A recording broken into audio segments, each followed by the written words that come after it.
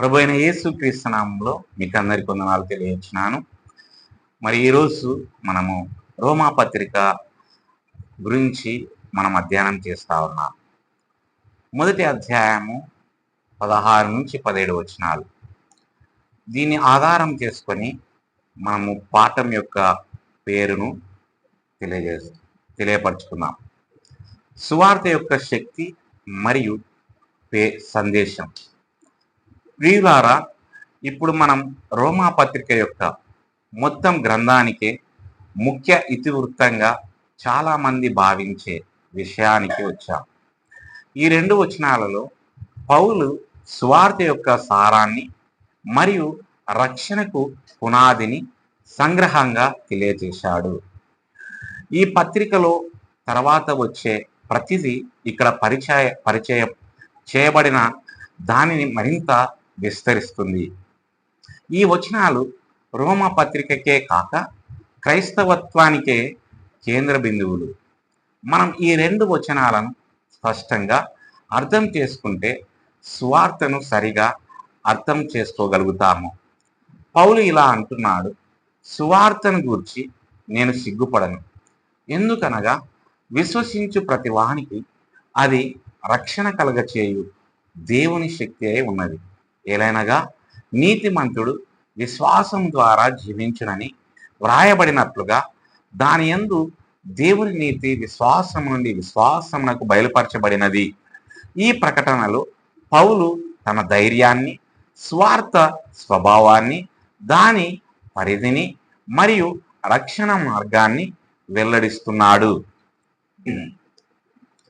ఈ భాగములో మనము 5 విషయాలను ప్రధాన అంశాలుగా చూడవచ్చు. ఈ ప్రధాన అంశంలో ఉప అంశాలను కూడా మనం గమనించవచ్చు. మొదట ప్రధాన అంశముగా సువార్తను గూర్చిన ధైర్యమైన ఒప్పుకోలు. రోమా 1:16. పౌలు ఒక శక్తివంతమైన ప్రకటనతో ప్రారంభిస్తాడు. క్రీస్తు సువార్తను గూర్చి నేను సిగ్గుపడను. ఇది మామూలుగా చేసిన ప్రకటన కాదు. అధికారము, తత్వశాస్త్రము మరియు మానవ అహంకారానికి కేంద్రమైన రోమా వంటి ప్రదేశంలో ముఖ్యంగా సువార్తను గూర్చి ఎవరైనా సిగ్గుపడడానికి అనేక కారణాలు ఉండేవని ఇది సూచిస్తుంది. మొదట ఉప అంశము. పౌలు యొక్క ఈ ఒప్పుకోలు మనుషుల భయం నుండి స్వేచ్ఛను ప్రతిబింబిస్తుందని మనం చూస్తాము. గ్రీకులు సువార్తను అవివేకమైనదిగాను, యూదులు దానిని అభ్యంతరకరమైనదిగాను భావించారు. అది సిలువేయబడిన రక్షకుని గూర్చి మాట్లాడింది. అది లోకానికి బలహీనంగా మరియు అవమానకరంగా అనిపించింది. అయినప్పటికీ పౌలు తాను సిగ్గుపడడం లేదని ధైర్యంగా ప్రకటిస్తున్నాడు. ఇది అతని విశ్వాసం మానవ ఆమోదం మీద కాక దైవిక సత్యం మీద ఉందని చూపిస్తుంది. 2 తిమోతి 1:8 అతను చెప్పినట్లుగా, కాబట్టి మన ప్రభువును గూర్చిన సాక్ష్యమును బట్టి నీవు సిగ్గుపడవద్దు. ఒక నిజమైన విశ్వాసి వ్యతిరేకత లేదా అపహాస్యం కారణంగా వెనకాడకూడదు.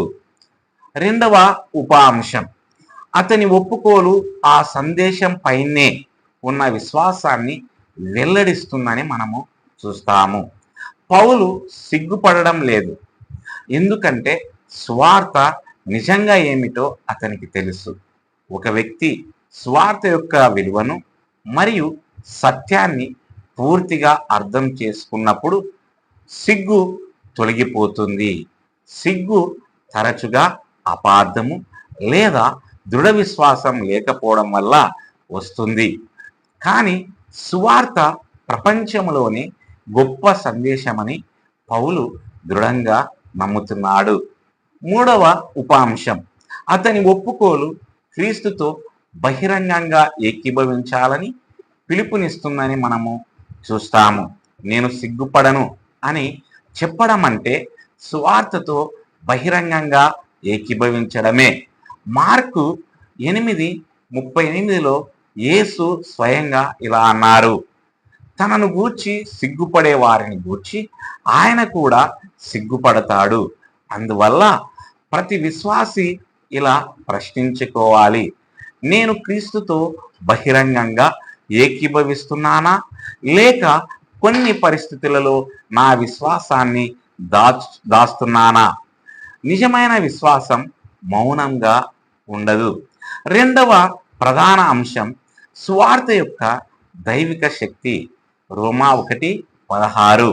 పౌలు తన ధైర్యానికి కారణాన్ని వివరిస్తూ ఇలా కొనసాగిస్తున్నాడు, ఎందుకంటే అది రక్షణకు దేవుని శక్తి. ఈ వాక్యం సువార్త ఎందుకు అంత ముఖ్యమైనదో వివరిస్తుంది. మొదటి ఉప అంశం సువార్త దేవుని శక్తి అని, మనిషి జ్ఞానం కాదని మనం చూస్తాము. సువార్త కేవలం సలహా లేదా ఉపదేశం కాదు, అది శక్తి. ఇక్కడ శక్తి అనే పదం దైవిక సామర్థ్యాన్ని సూచిస్తుంది. అది మానవ వాక్చాతుర్యం, తెలివితేటలు లేదా పద్ధతులపై ఆధారపడి ఉండదు. 1 కొరింథీ 1:18 చెప్పినట్లుగా సిలువను గూర్చిన ప్రకటన దేవుని శక్తి. దీని అర్థం సువార్త ప్రకటించబడినప్పుడు దేవుడే స్వయంగా కార్యములో ఉంటాడు. ఇది ప్రతి బోధకునికి మరియు విశ్వాసికిని ధైర్యాన్ని ఇవ్వాలి. మనం చాకచక్యమైన పద్ధతులపై ఆధారపడవలసిన అవసరం లేదు. మనం విశ్వాసముతో సువార్తను ప్రకటించాలి. రెండవ ఉపాంశం, ఈ శక్తి రక్షణ కొరకు ప్రభావవంతమైనదని మనం చూస్తాము. సువార్త కేవలం సమాచారాన్ని అందించడమే కాదు, అది రూపాంతరం చెందిస్తుంది. పాపులను పాపం, తీర్పు మరియు దేవుని నుండి శాశ్వత వేర్పాటు నుండి రక్షించే శక్తి దానికి ఉంది. రక్షణ మానవ ప్రయత్నం, మతపరమైన ఆచారాలు లేదా నైతిక అభివృద్ధి ద్వారా సాధించబడదు. అది సువార్త ద్వారా పనిచేసే దేవుని శక్తి ద్వారా నెరవేర్చబడుతుంది. రోమా 10:17 తర్వాత చెప్పినట్లుగా విశ్వాసం వినడం ద్వారా వస్తుంది మరియు వినడం దేవుని వాక్యం ద్వారా వస్తుంది. మూడవ ఉపాంశం, ఈ శక్తి మానవుని యొక్క అత్యంత లోతైన అవసరాన్ని తీరుస్తుందని మనం చూస్తాం. మానవాళికి ఉన్న అతిపెద్ద సమస్య రాజకీయ, సామాజిక లేదా ఆర్థిక సమస్య కాదు, అది పాపం. మరియు అతిపెద్ద అవసరం రక్షణ. సువార్త మాత్రమే దానికి పరిష్కారాన్ని అందిస్తుంది. సువార్త చేసే పనిని మరే ఇతర సందేశం చేయలేదు. అది క్షమాపణను, సమాధానాన్ని మరియు నూతన జీవితాన్ని తెస్తుంది. మూడవ ప్రధాన అంశం సువార్త యొక్క సార్వత్రిక పరిధి. రోమాపత్రిక 1:16 ఈ రక్షణ ఎవరి కొరకు ఉద్దేశించబడిందో పౌలు ఈ విధంగా వివరిస్తున్నాడు. విశ్వసించు ప్రతి వానికి, మొదట యూదులకు తర్వాత గ్రీకులకు. మొదటి ఉప అంశం, సువార్త ప్రజలందరికీ అందుబాటులో ఉందని మనం చూస్తాము. పౌలు ప్రతి ఒక్కరికి అని అంటూ ఉన్నాడు. జాతి, సంస్కృతి, హోదా లేదా నేపథ్యం ఆధారంగా ఎటువంటి పరిమితి లేదని ఇది చూపిస్తుంది. సువార్త ఒక నిర్దిష్ట సమూహానికి పరిమితం కాదు, అది మానవాళి అందరి కొరకు ఉద్దేశించబడింది. ఆదికాండం 12:3 వంటి వాక్య భాగాలలో కనిపించే వాగ్దానాన్ని ఇది నెరవేరుస్తుంది. అక్కడ దేవుడు సకల జనులు దీవించబడతారని చెప్పాడు. రెండవ ఉపాంశం, సువార్త విశ్వాసం ద్వారా స్వీకరించబడుతుందని మనం చూస్తాము. అది విశ్వసించు ప్రతివానికి అని పౌలు అంటున్నాడు. ఇదే షరతు. క్రియలు కాదు, వారసత్వం కాదు, మతపరమైన కార్యకలాపాలు కాదు, కానీ విశ్వాసం. క్రీస్తును నమ్మడం ద్వారా రక్షణ పొందబడుతుంది. యోహాను 3:16 ప్రకటించినట్లుగా ఆయన యందు విశ్వాసముంచువాడు నశింపక నిత్యజీవం పొందును. నిత్యజీవం దేవుడు అనుగ్రహించిన దానిని మనం పొందే సాధనమే విశ్వాసం. మూడవ ఉప అంశం స్వార్థ ఒక చారిత్రక క్రమాన్ని అనుసరిస్తుందని మనం చూస్తాము. పౌలు మొదట యూదులకు ఆ తర్వాత గ్రీకులకు కూడా అని అంటాడు.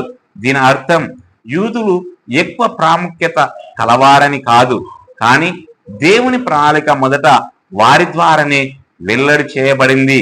సువార్త మొదట యూదులకు వెల్లడి చేయబడి ఆ తర్వాత అన్యజనులకు విస్తరించబడింది. ఇది దేవుడు తన వాగ్దానాల పట్ల మరియు అన్ని దేశాలను చేర్చుకోవాలనే తన ప్రణాళిక పట్ల చూపిన విశ్వసనీయతను తెలియజేస్తుంది. నాలుగవ ప్రధాన అంశం సువార్తలో వెల్లడి చేయబడిన నీతి. రోమా 1:17 పౌలు ఇప్పుడు సువార్త యొక్క సారాంశాన్ని వివరిస్తున్నాడు. ఎందుకంటే దానిలో దేవుని నీతి విశ్వాసము నుండి విశ్వాసమునకు వెల్లడి చేయబడింది. మొదటి ఉప అంశం సువార్త దేవుని నీతిని వెల్లడిస్తుందని మనం చూస్తాము. ఈ నీతి కేవలం దేవుని స్వభావానికి మాత్రమే కాకుండా ఆయన పాపులకు అనుగ్రహించే నీతికి కూడా వర్తిస్తుంది. మానవాళిలో నీతి కొరవడింది. రోమా 3:10 చెప్పినట్లుగా నీతిమంతుడు ఒక్కడు లేడు, కానీ సువార్తలో పాపులు నీతిమంతులుగా ప్రకటించబడగల ఒక మార్గాన్ని దేవుడు బయలుపరుస్తాడు. రెండవ ఉప అంశం ఈ నీతి బయలుపరచబడుతుంది కానీ సాధించబడదు అని మనం చూస్తాం. అది మన ప్రయత్నాల ద్వారా మనం సృష్టించుకునేది కాదు, అది దేవుడు బయలుపరిచి అనుగ్రహించేది. ఇదే నీతిమంతులనుగా తీర్చబడటంలో సారాంశం. 2 కొరింథీ 5:21 చెప్పినట్లుగా మనము ఆయన యందు దేవునిని తగునట్లు క్రీస్తు మన నిమిత్తము పాపమాయెను. మూడవ ఉప అంశం ఈ నీతి ఆది నుండి అంతం వరకు విశ్వాసము ద్వారా పొందబడుతుందని మనం చూస్తాము. పౌలు విశ్వాసము నుండి విశ్వాసమునకని అంటాడు. దీని అర్థం రక్షణ ప్రక్రియ మొత్తం మొదటి నుండి చివరి వరకు విశ్వాసం మీద ఆధారపడి ఉంటుంది. అది విశ్వాసముతో ప్రారంభమై విశ్వాసములో కొనసాగి విశ్వాసములోనే పూర్తవుతుంది. మానవ అతిశయానికి ఇందులో స్థానము లేదు. ఐదవ ప్రధాన అంశం విశ్వాసం ద్వారా నీతిమంతులుగా తీర్చబడటం అనే సూత్రం. రోమాపత్రిక 1:17 పౌలు లేఖనాన్ని ఉటంకిస్తూ ముగిస్తాడు. నీతిమంతులు విశ్వాసం ద్వారా జీవిస్తారు. హబక్కూకు 2:4 నుండి తీసుకోబడిన ఈ వాక్యం, ఈ సత్యం కొత్తది కాదని, ఇది ఎల్లప్పుడూ దేవుని మార్గమేనని ధృవీకరిస్తుంది. మొదటి ఉప అంశం నీతిమంతుడు దేవుని చేత నీతిమంతుడిగా ప్రకటించబడతాడని మనం చూస్తాము. నీతిమంతుడు అనే పదము నీతిమంతునిగా తీర్చబడిన వ్యక్తిని సూచిస్తుంది. ఇది ఒక చట్టపరమైన ప్రకటన. దేవుడు పాపిని వారి క్రియల వలన కాదు, క్రీస్తు చేసిన కార్యమును బట్టి నీతిమంతునిగా ప్రకటిస్తాడు. రెండవ ఉప అంశం ఈ విధంగా నీతిమంతునిగా తీర్చబడిన వ్యక్తి విశ్వాసం ద్వారా జీవిస్తాడని మనం చూస్తాము. విశ్వాసం అనేది రక్షణను పొందే సాధనం మాత్రమే కాదు, క్రైస్తవ జీవితాన్ని జీవించే మార్గము కూడా. విశ్వాసి ప్రతిరోజు దేవునిపై నమ్మకం ఉంచుతూనే ఉంటాడు. గలతీలకు రాసిన పత్రిక 2:20 చెప్పినట్లుగా నేను ఇప్పుడు జీవిస్తున్న జీవితము దేవుని కుమారునిపై ఉన్న విశ్వాసము ద్వారా జీవిస్తున్నాను.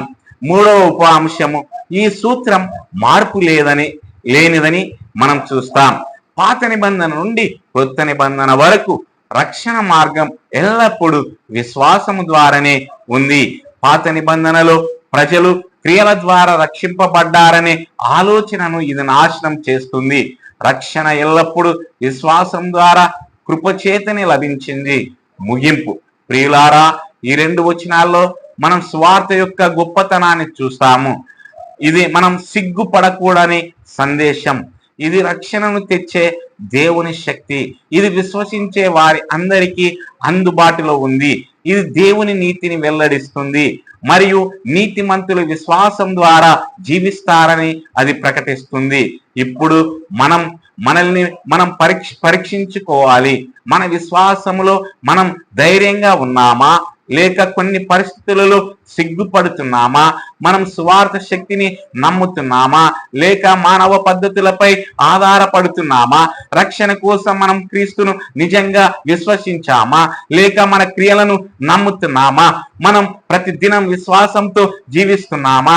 సువార్త కేవలం క్రైస్తవ జీవితంలోనికి ప్రవేశ ద్వారం మాత్రమే కాదు, అది సంపూర్ణ క్రైస్తవ జీవితానికి పునాది. మనం దానితోనే ప్రారంభిస్తాము, దాని ద్వారా జీవిస్తాము, మరియు దానిపైనే నిలబడతాము. ఈ సువార్తను మనము గట్టిగా పట్టుకొని దానిని ధైర్యంగా ప్రకటించి ప్రతిదినం విశ్వాసముతో జీవిద్దాం. దేవుడు ఈ మాటలను దీవించి ఆశీర్వదించును గాక. ఆమేన్.